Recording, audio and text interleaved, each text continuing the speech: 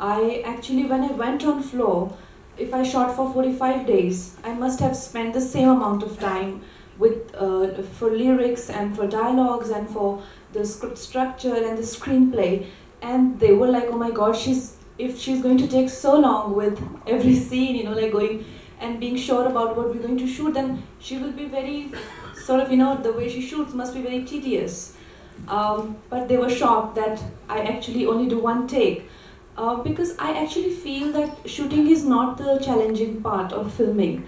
What to shoot, to decide that, to take that decision, to prepare for that is the challenging part. If you invest enough time on that, the day of the shoot is not actually difficult because you've actually gone through that in your mind. You know how the day will pan out.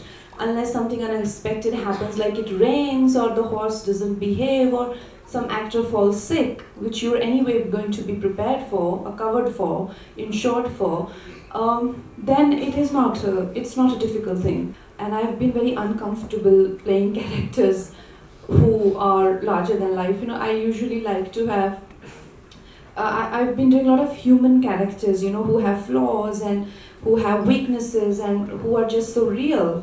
But to be playing somebody who's just so amazing, I needed a lot of devotion, I needed a lot of faith, and I needed a lot of trust in people, that people can be perfect, which is a very hard thing to have.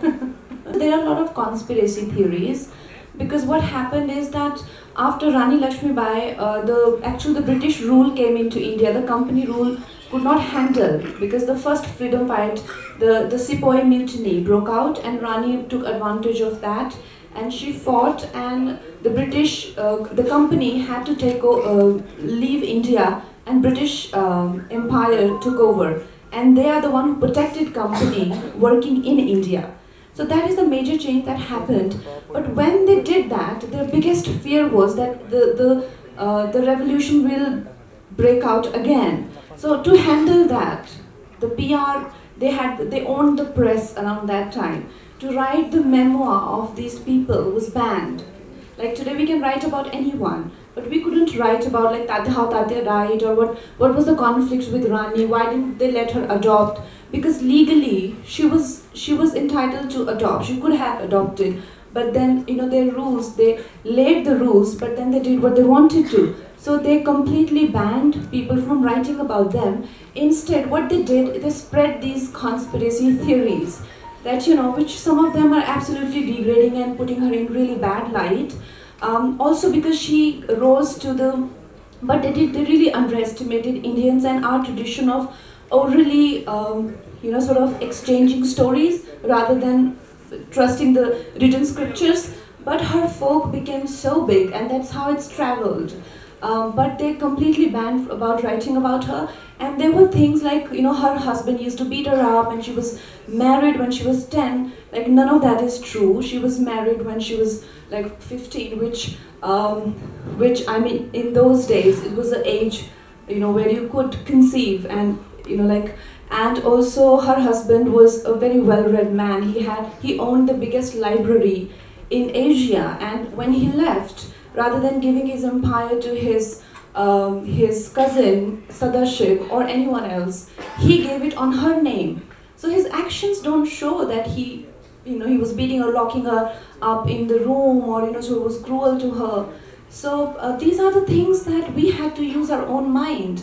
That Gangadhar is painted as this really horrible person, where Rani Lakshmibai is also like sort of a person that so you have to really see their actions, which are documented facts in the history, and see that if you want to know one person, anybody's thoughts, you need to see their actions.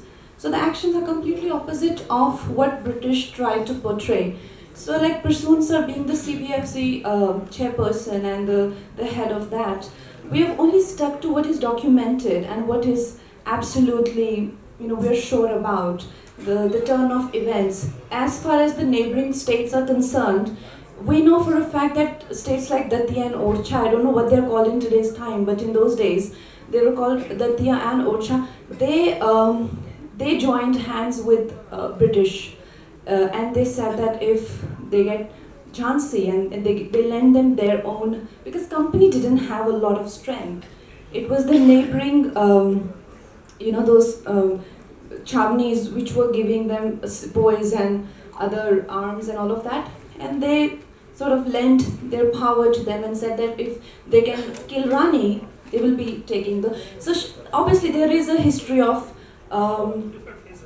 Yes, and also Indians not supporting Indians is also one thing that we have we have touched upon. That has been probably the biggest, biggest reason of our downfall.